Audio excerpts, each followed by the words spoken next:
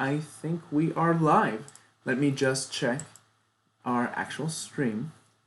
Make sure it's all cut up with this.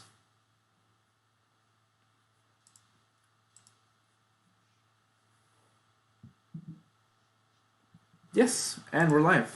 All right. Well, welcome everyone. This is BASTA. This is our after-show companion piece to #Enough Place to End Gun Violence, which our performance ended just some few minutes ago, and we're very happy about that.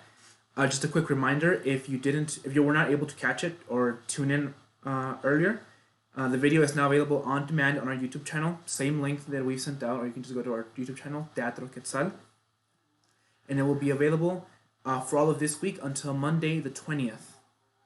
So if you did not have a chance to check it out, please do so. The place where I was astounded by some of our young actors, and we're very happy that we had this opportunity to join. I think the final number was upwards of 50 communities. 50 communities across the U.S. and not just the U.S. actually, across the world.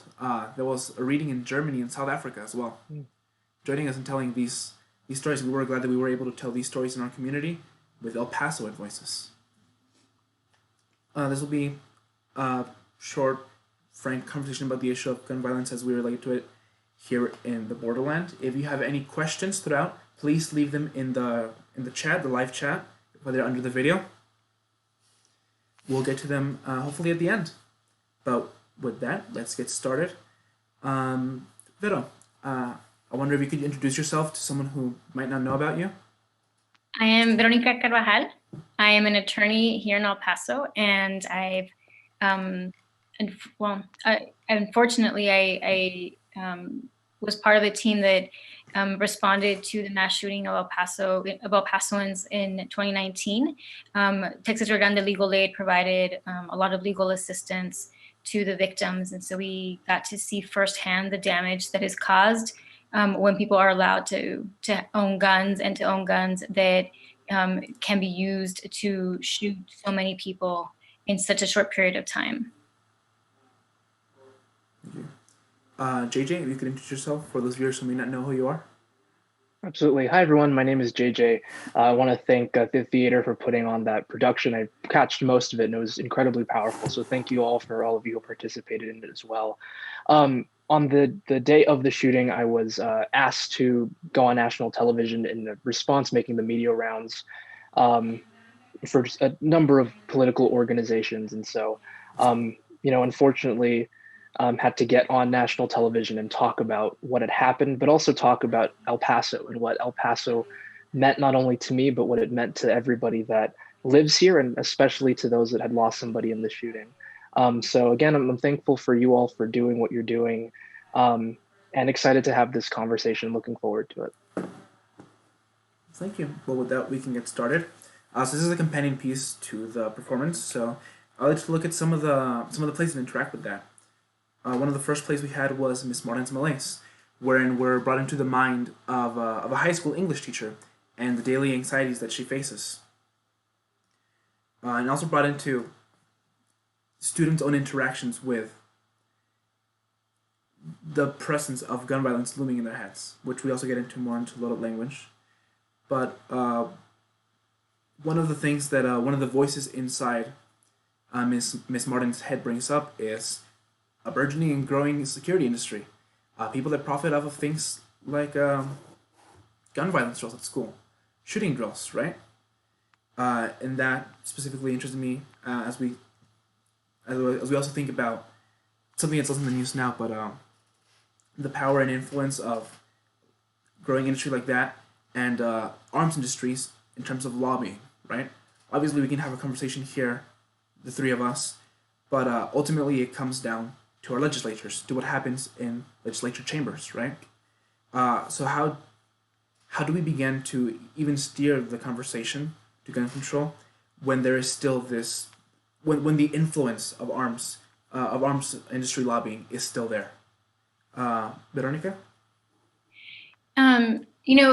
I am a huge proponent of campaign finance reform. I was a candidate for mayor, and I took a pledge to not accept funny money. And locally, that meant different things, right? But when you are running for state or federal office, you are going to be faced with professional lobbyists from different industries, pharmaceuticals, banks, Wall Street, and the gun industry.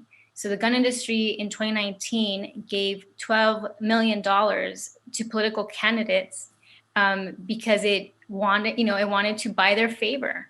That is a huge problem because every elected official at every level in our country has a duty to his or her constituents. But when you have this kind of permission to receive money from people who are going to be benefiting or might be hurt by the laws that you pass, you have a conflict of interest. And that is huge. And so I think that when we think about a lot of the issues that impact our communities directly, we need to follow the money up and follow the money down. So campaign finance reform is one of the best ways that we can actually tackle gun control. I think that we would have a higher likelihood of getting some great gun safety laws passed if we were able to remove that component. And then we would be dealing with people's attachment to their guns. But right now, what we're dealing with is an industry that is spending millions of dollars on candidates and then also spending millions of dollars on propaganda that contributes to people feeling so attached and feeling that their constitutional rights and their gun rights are one and the same, and are allowing themselves to look past that. So I think that campaign finance reform is actually one of the best ways to tackle gun violence in this country. JD, do you have anything to add to that? Sure. I'm a communications and digital, I do that for campaigns and for political organizations, and I'll be going on to study that for my master's degree.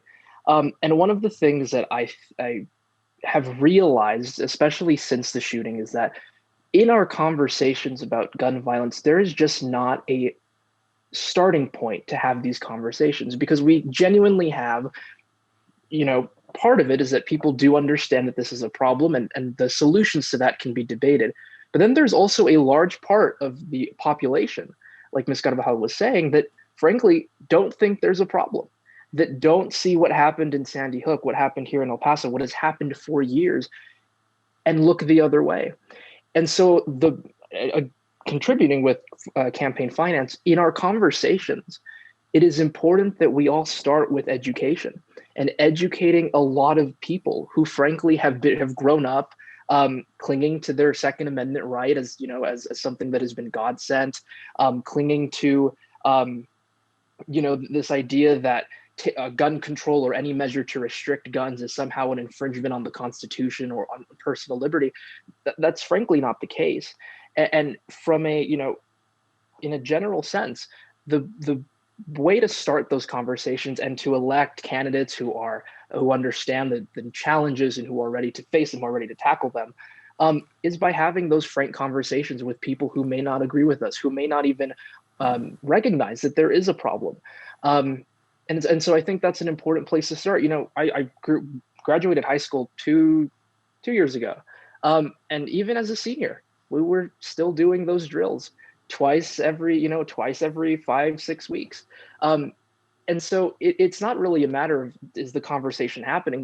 The reality is that children and teenagers, they are living the conversation. But It is up to us, for those of us that want to see real change, to make sure that conversation gets to the people that may not recognize it, educating them, helping them understand what the issue is so that together we can have that debate.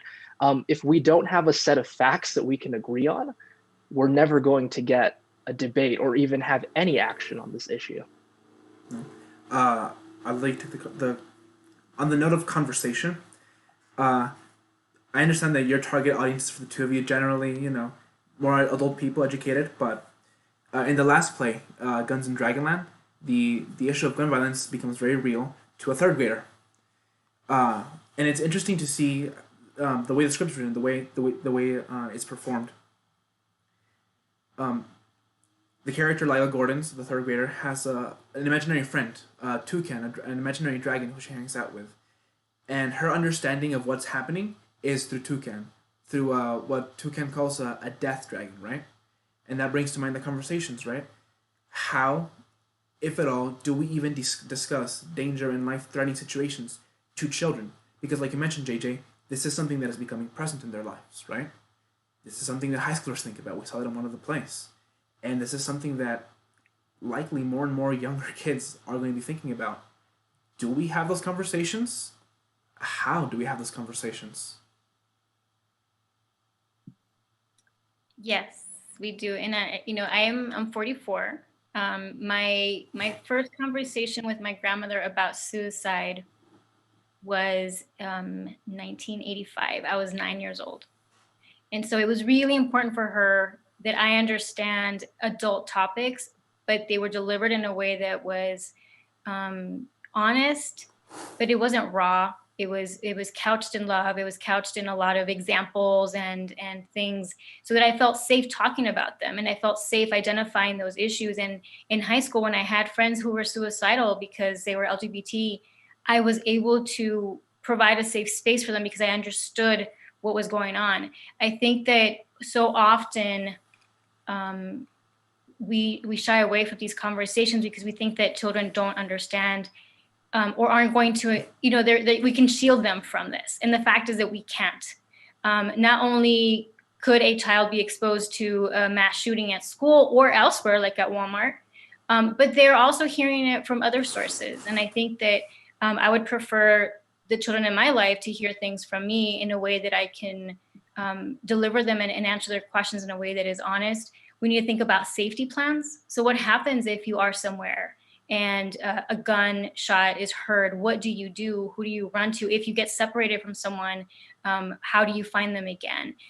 Things like that, I think, are one, practical, but two, I think that we need to prepare children. And I say this because I've always been active, especially in college and since, and I attribute a lot of that to the fact that I was not shielded from community type of problems, right? So I knew about poverty. I knew about the struggles of single moms because I was raised by one. I knew about how hard it was to live on minimum wage. I knew about all these things, and they became important in my life. And I think sometimes a lot of people don't. I mean, if they're privileged, or if they're not exposed to things, they're just not aware. And that you can see that in the way that they vote or they fail to vote, because it's just not important to them.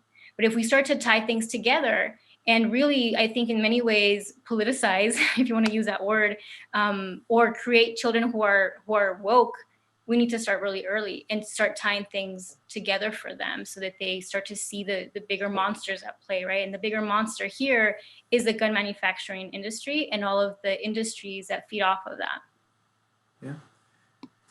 You mentioned being aware at an early age of these issues. And that actually brings me to another question that I have. I guess we'll start with you, Vero. You said you were 44 now, so I think you were in your 20s when Columbine happened? Columbine was... That was 1999. Right? I had just graduated from college. I was going to ask, do you remember where you were when you heard about the shootings at Columbine, right? Do you remember your reaction or the atmosphere then, 21 years ago, as opposed to when something happens now? It was disbelief. It was like, didn't think that it was real. And I think that's normal, but this predates cell phones, right? So all of the news that we received were on TV or the newspaper. This is really before the internet was like super common in every household. And so the images were not in our face as explicitly as they are now. And I think that your generation really has a lot more access to real-time responses and trauma, which we didn't have. We had maybe some drone footage, which wasn't really that common either, but it was not, things were not as intimately exposed as they are now. Right. And JJ, as someone a little bit closer to me in age, how do you remember, for example, Sandy Hook? Right. So I'm only 19. Right. I'm a baby. The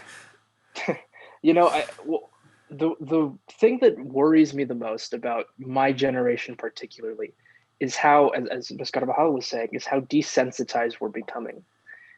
And I say that, and it breaks my heart, but it is true, is because I remember the day of the shooting here in El Paso. I was at church. It's a church that was about a mile away from the Walmart, and SWAT had actually used the parking lot of the church for their operations. They were using the parking lot, but while things were happening, there was so much misinformation on Twitter, number one. Yes. But also just so much, not necessarily cynicism, but just it just seemed like it was just another event, right? That, oh, it's another shooting and it's happened here.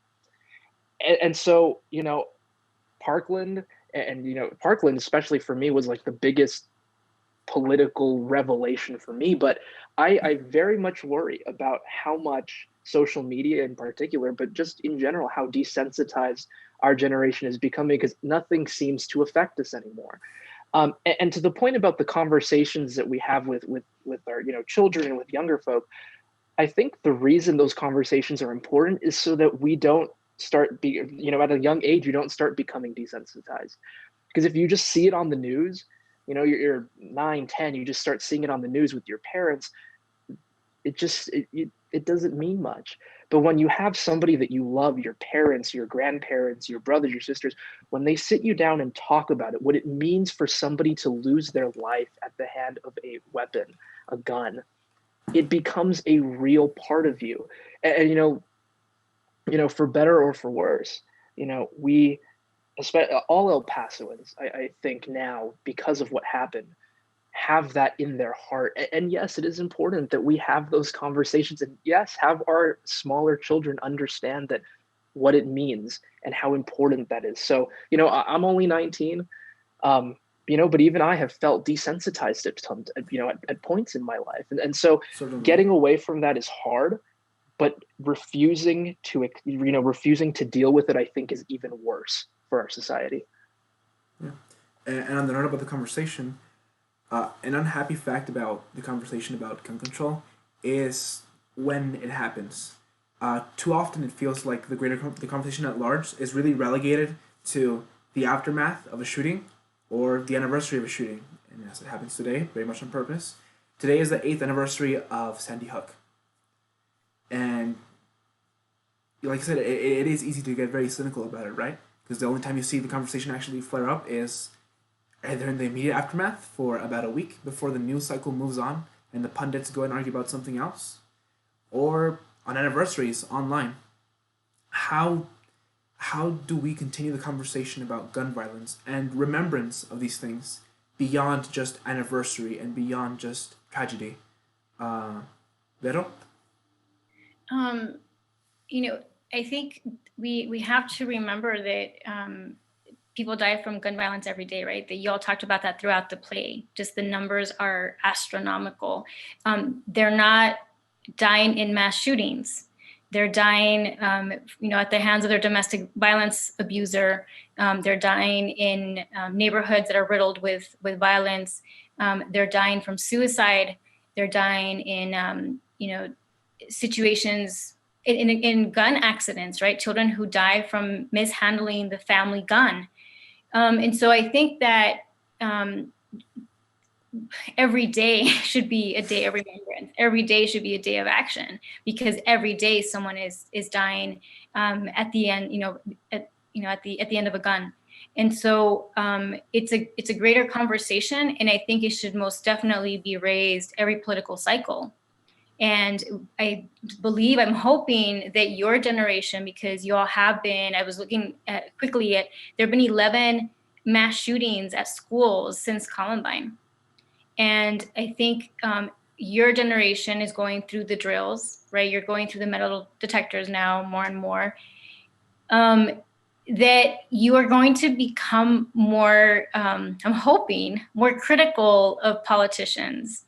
And more demanding of these issues, and that you're going to expect a platform on gun control. And this being Texas, it's extremely important for us to have that kind of leadership, because we're losing this battle very consistently, despite the fact that we've had mass shootings in very tragic ways in our state, one after the other, and it has not made a huge difference. This might be the legislature that makes a difference, we'll see. We'll find out in the next few months whether that's the case. Hopefully. Gigi, I had a question for you in regards to the conversation. When we do have the conversation, the way it is framed is not often the best. There's historically been a racial bias in how we even approach the conversation. And we can even see that across the past few months, right? Or even, I think, yesterday or the day before yesterday, as protests got violent in Washington, right? White men carried guns. And we've seen that a couple of times in the past few months. And always the word, it's militia. Militia, militia, militia. And that always stings a bit because we get used to when the conversation becomes about brown or black bodies with guns, that's not the words we hear. We hear thug or gang member or terrorist, right? One of the first acts of gun violence that I guess my political awakening was San Bernardino. I think that's the first time that I was actually old enough to grab these events, and that was the word, right? Terrorist, thug, gang member. But more and more when we see white men brandish guns for the explicit purpose of terror, like when armed white men went to the Michigan State Capitol to terrorize the legislature, the words we see are militia. How do we even begin to address this inherent bias in the conversation? JJ? I am of the opinion, us as young, as activists, right, and as candidates and as political figures in general, especially I think locally, that's a little bit less of an issue, especially here in El Paso. We had wonderful candidates, Veronica Carbajal, Carlos Gallinad, even Oscar Leeser to some extent. When they speak about these issues, they understand what they're speaking about. And so locally, I think it is a lot easier to talk about these things without those biases. But as you move up the political ladder, it gets a lot harder. And I think the baseline is, it is incumbent on every single elected official, every single public official, to speak about these issues in the way that they should be spoken about. Because it is, fortunately or not, it is the president, it is our senators, it is our governors, it is our state leaders that frame these narratives. Because yes, we can talk about these issues all we want, but the words of a governor, of a president, of a congresswoman, they matter. They matter a lot.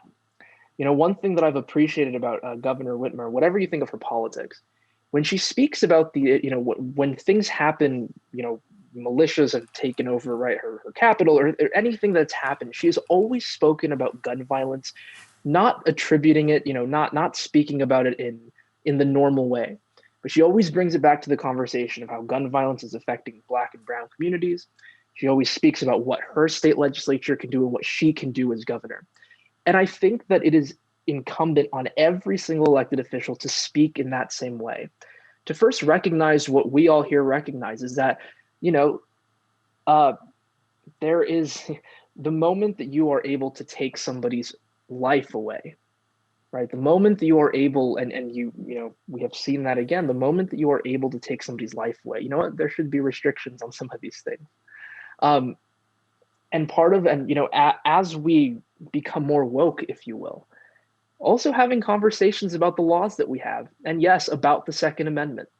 As uncomfortable as that may be for some people, if we are really going to change our narratives, we have to be able to have conversations regardless of political consequence, number one, for elected leaders, but also looking past the narratives, oh, well, it's my personal freedom. Oh, well, it's the Second Amendment. Oh, well, as you said, oh, it's a militia. Oh, it's this. When we move that away and we take a comprehensive look, that helps. And we're doing it right here. We're starting right here. And now it is on all of us, everybody watching, everybody that's engaged, to start making sure that that happens at the state legislature during this session, that the bills that are being talked about, that have been filed, that those are being scrutinized. It's incumbent on us to talk about that with our congresswoman, with our congressional representatives in the same manner. And yes, to our, Republican or Democrat or independent, to our governors and to our to our governors, to our senators, especially. Nothing is going to change without that narrative change. That's where you get the baseline. That's where you can start these conversations. And it does mean, and, I know people, I have, friends and just folks that have that, that personal connection, if you will, with their firearm, that very, this is mine, don't take it from me, that kind of thing. It also means having that difficult conversation with them about this. It's about me speaking with that, with my friend, with my neighbor, all of us, with our friends, with our neighbors, with anybody that we know that may have these ideas. And yes, having that open dialogue. And the truth is that some, especially here in Texas, not so much in El Paso, but outside of El Paso, in our rural areas, most people have never had a real conversation about gun control, about gun violence. They see what's on the news, they get their information, and they never have these conversations. And so it is, I think, incumbent on all of us, especially on the local level, to start having those conversations with people that may disagree with us strongly. But without those conversations, none of this actually is going to, nothing is going to move forward. Yeah, and you brought up a couple of times almost the cultural aspect, how ingrained it is, right? The attachment to your right to bear arms.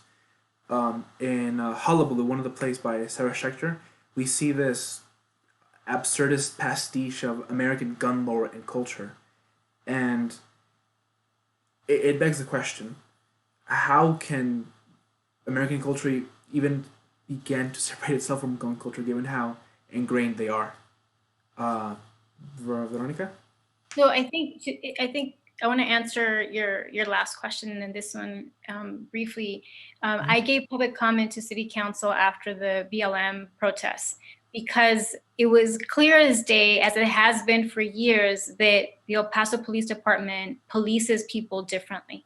And we saw this most dramatically during COVID because we had the BLM protesters being there was a heavy-handedness by the police, right? Where they really showed us all of the military gear that they've been purchasing with our money and with federal grants instead of, getting money for other things.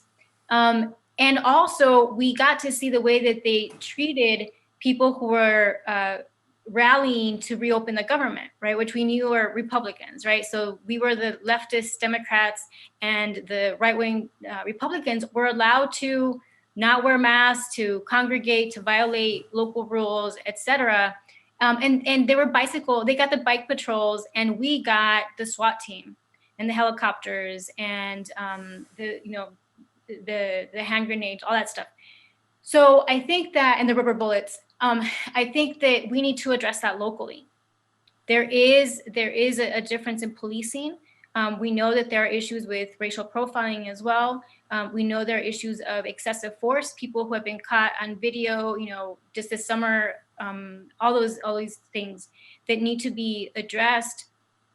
Going back to the question of culture, right? We have this idea that safety can only be secured and retained if we are all armed, if we have a police force that is heavily armed and can respond quickly and can respond heavily.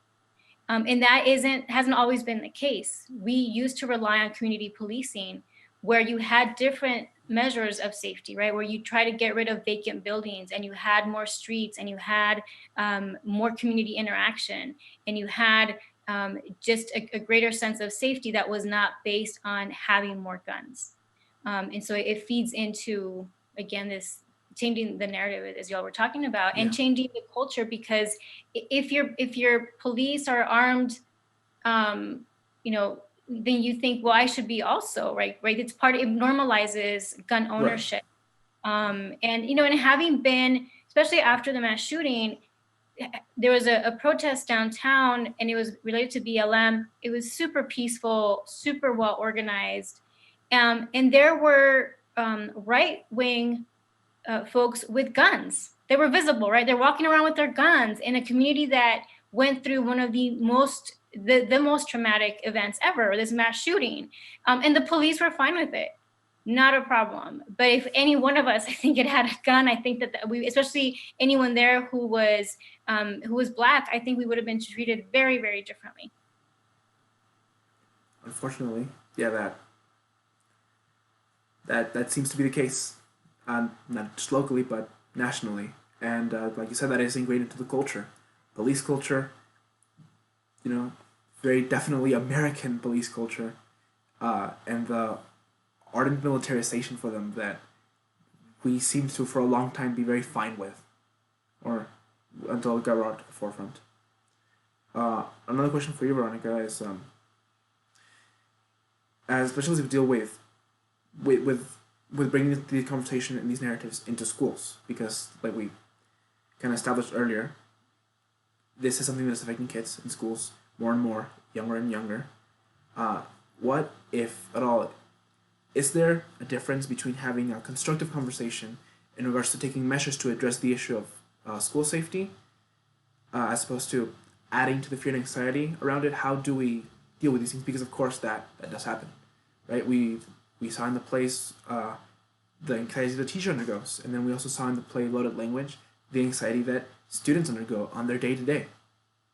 So is there a difference between just adding to the anxiety and having a constructive conversation? Is it inherent to the conversation? Are we able to avoid it, if at all? I mean, I think I can't. I think I'm not equipped to tell you, because I'm not a teacher and I'm not a student. So my education was very different from yours. We did fire drills. This was just not a part of our reality. And so I can't imagine the anxiety. And it goes back to what JJ was saying earlier about, on the one hand, there are folks who are going to be hyper sensitive and anxious, and other folks who have to numb themselves, right? We cope differently with any kind of stressor. Some folks are going to just ignore it. It's too overwhelming. So they're numb to it. They might even participate in gun culture because it's a way for them to feel better and to feel safe, while never admitting that the root of that is fear and anxiety. And so I think that, addressing some of these issues it requires a lot of delicate communications to be had, including the issue of toxic masculinity, the issue of violence, in relationships in high school, and all sorts of child abuse and issues that the kids, often are not able to deal with or speak about. And so there's this acting out. And so we need to figure out what we do with our limited resources, right? And go back to dealing with these issues at the root as much as we possibly can, understanding that the best legislative changes are not going to get rid of the problem. All of the bills that are being introduced are dealing with, perhaps if they get passed, future action, right? No one's talking about confiscating your guns. So we're still going to have millions of guns circulating. There's a number, I think it was like almost 250,000 guns are stolen every year in the US.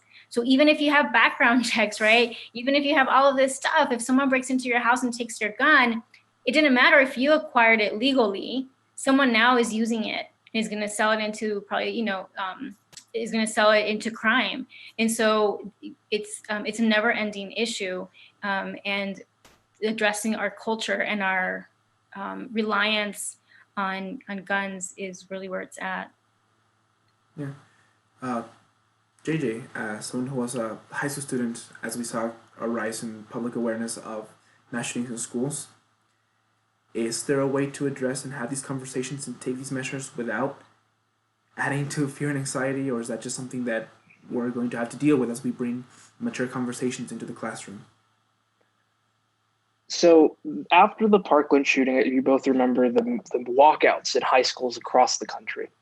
I was happy to call people out. I was a senior at Montwood High School, Socorro ISD, and we planned a walkout.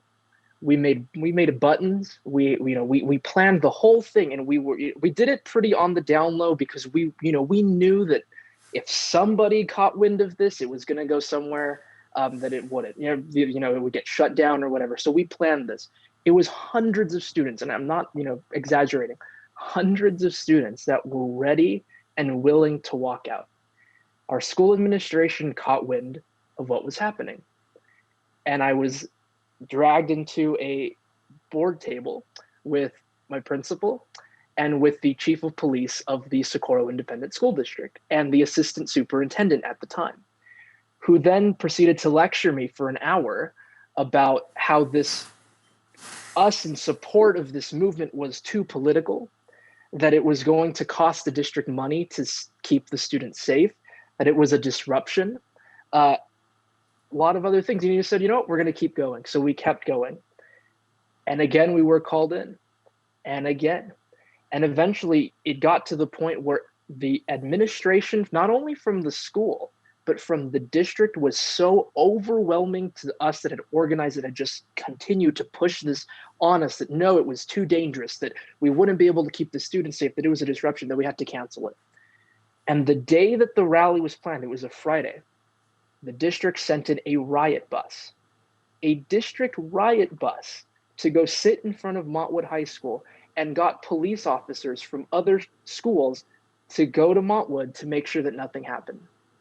That's how we at Montwood were taught about gun violence, or about having the courage to speak out about that. And so there is a way to approach it, and part of it is by, when students have that urge, is to giving them their platform, is to making sure that students have a place. If there's one place that students should be able to talk about these things, it should be school. It should be with their teachers, with the people that they spend the majority of their adolescent with, right? My favorite, one of my favorite teachers, a good friend of mine now, we used to spend hours talking about policy and about things that, and he taught that to his students as well, letting them express how they felt. There is, especially for teachers and students, that teacher and student relationship, there is a way, but it starts with making sure that students feel comfortable in their schools to be able to talk about these issues, not by sending a riot bus and having armed, independent district officers at a time when there had just been a shooting at another high school. That's a personal experience, and there are, if anything, the anxiety wasn't about the rally. It was when the riot bus was there, and there were more cops at the school. And I, they say radicalization starts with those kind of events. I'm a testament to that. But if there is one place that conversation should be had, it is at a school, and it is especially in high school. It should be had, about domestic violence, about gun violence, and allowing students. I think the most important thing is allowing students to express their concerns and feel that they have a safe place to not feel judged or put down when they have ideas, when they have thoughts. I think genuinely that is probably one of the most important things for a student, is that when they have those anxieties or they're super desensitized, to be able to express that with their peers, with other high school, with other elementary, middle school students, but also with the teachers and the administrators that they're supposed to trust, that they spend a lot of time with. Incredibly important. Right. Yeah. And that reminds me of my own personal experiences, right? Even with #enough, we're doing this as Teatro Quetzal, which is a group that we formed, student-led El Paso Voices to tell stories in El Paso. The reason we're doing this like this and not at a high school is because the content wasn't deemed good. It wasn't deemed appropriate for a high school setting. When we pitched the idea to our administration, it became very evident that they weren't really comfortable with the mature themes of this. So very clearly became evident that we were not going to be able to produce this as a high school. But we wanted to tell these stories either way. We wanted that outlet, so we formed this little theater group, this little ragamuffin theater group. We all carry a bunch of hats. We all put this thing together in like a month or so. Like you said, high school, if any place, should be that place, right? Because that's when I feel like a lot of us start actually growing as people, actually starting to learn a lot more about how the world around us works. But then we're told that the place that we're in for what, like 40 hours a weekend, that's not the place where we can have these kinds of conversations.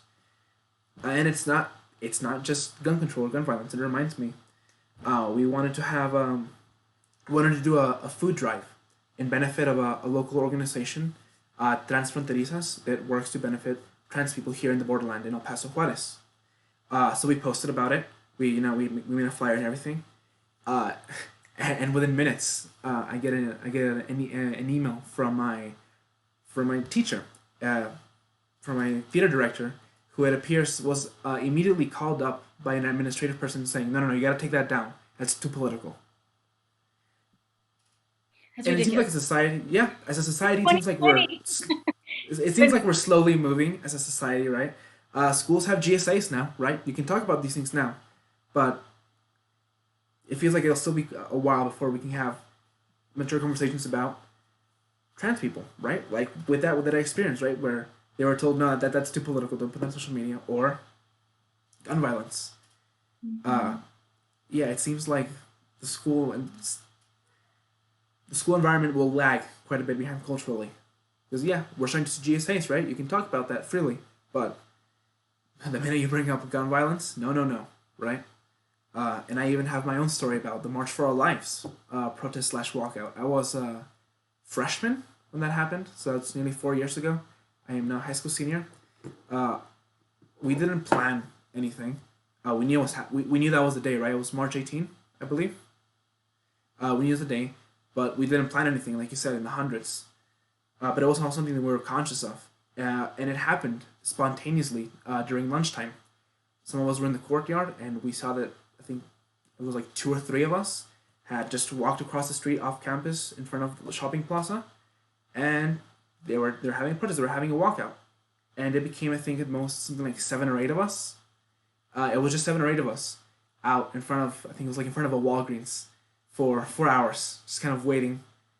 And soon enough, the school police officer came by, took down our ID numbers, and then went back. And when we had to come back to school, we were all brought in one by one to the admin, and we all had the one-on-one conversation that you talked about, JJ. Basically verbatim. Basically, school is not the place for this. Mm-hmm. So we had to go out on a Saturday, pull weeds, help custodial staff, and that was a little slap on the wrist for, hey, no, school is not the place for this. So, it's something that feels like more and more people have experience with this now. Everyone seems to have their own story. Y'all did a really beautiful job with the plays. I didn't realize that you did not have any support in your schools. Yeah, thank you. But y'all did a really great job, and I'm really proud of the fact that you're even doing this, right? That y'all took extra time from school to do something that means so much to you, because you're living the consequences. And I hope that more and more of you become active, and that you're voting, and that you're doing your research, and that you're demanding that people have platforms that benefit you in every possible way. It's unacceptable. And it's also unacceptable, I think, that schools are not allowing you to have these conversations, within the school grounds or with school resources, because they're vital. Yeah.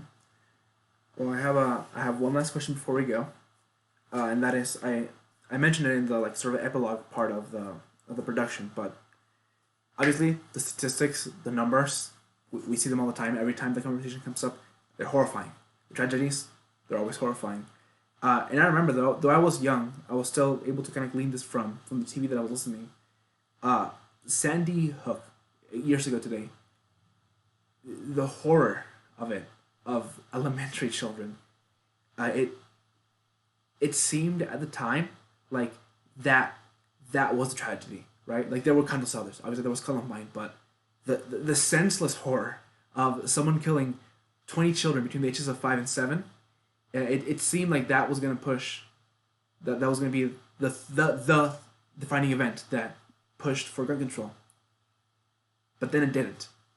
And we keep having these horrible events. Parkland, El Paso, Las Vegas, right? 60 dead and 411 people wounded within 10 minutes.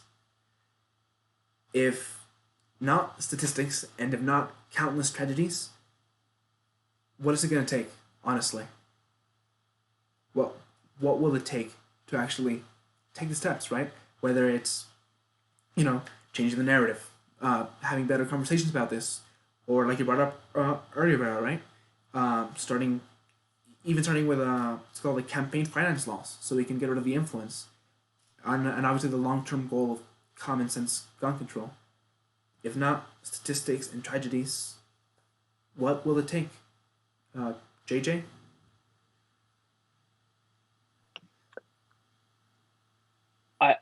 It takes courage. It takes courage from, from us as individuals living in this society that are impacted by this, and you all putting this together is part of that. It takes courage from our elected leaders. I remember after the shooting that our soon-to-be former mayor, when he was asked, should the state legislature convene a special session? It was after the shooting, and he said no, that there wasn't enough data to warrant a special, not any action, just a special session. And he said no. And it takes courage, because, and for us that, we've lived through this countless times, it is easy. It is easy to look at somebody who may not, who maybe not understand this and be like, how can you not understand what's going on? How can you not look at everything that's happening and understand that things need to change? And part of the way that things eventually change is by electing, and I say this all the time, right? There is no political party, and I know Ms. Carbajal believes this as well. There's no political party that is the savior of our community, right? There is no politician that is going to save our community either. But it does matter who we elect on city council, for mayor, in state legislature, for senator, for president and vice president. It does matter. And it does require a lot of courage for us, and elected leaders are humans as well. It takes courage to be able to stand on a debate stage, to stand in front of a group of people who might not agree with you, or to just talk to your neighbor that might not agree with you and say, look, this is what needs to happen. This is the conversation that we need to have. This is how we move forward. And let's be honest, not everybody, hopefully when things change, if things do change, not everybody's going to be happy with it. Not everybody's going to be, on board with the changes that are necessary. But it does matter that change happens. Politics is not about, this is a political matter, right? It is something that our politicians and our legislatures are going to have to change. Politics does not please everybody, right? Policies don't please everybody. Politicians don't please everybody. But at the end of the day, it is about preserving and protecting innocent human life. It is about making sure that the change that we want to see, and we can have that discussion about what that change is, but the measures that we know work, the things that we know need to happen, is by making sure that they, by putting people in office that have the courage to vote on policy, on legislation, to vote for that change. And anybody watching this that you live in a community where your politician, your elected leader is not that courageous. I remember when the March for Our Lives tour came, I asked that question, like, what do you do when your elected leaders aren't, they aren't responding? And the one piece of advice was the only thing they said, it was run for office, vote. It was run for office and vote. And I'm going to tell you honestly, it is going to be up to young people, to people like you and me, Demian, to people, and to wonderful people like Ms. Carbajal. It is going to be up to us to, when we're old enough to start running for office, to right now get people that we know, that we don't know, to vote for that change, and to keep doing what we're doing, to keep speaking about these issues, to keep putting these things together, to bring people together, to have conversations and inform people, educate people, change the narrative. I'm hopeful. I really am. I'm not naive. I'm hopeful. But it does take work. And the one thing that I pray every day, you know, especially after, you know, what happened here, is that we continue the fight, that we don't stop. You know, I think like you said, right after Sandy Hook, okay, nothing's going to change. I don't believe that. I strongly don't believe that. I believe that eventually, if we keep at it, things will change. But we've got to keep at it. Got to keep at it every single day, waking up with conviction and with courage to do what's right, and hoping and lobbying our elected leaders to do the same thing. Yeah. And the change that I think a lot of us want to see, we want to see it come from the top, you know, at the national and state level. Flashy politics, but like you brought up, the change doesn't happen like that. It comes from the bottom up, right?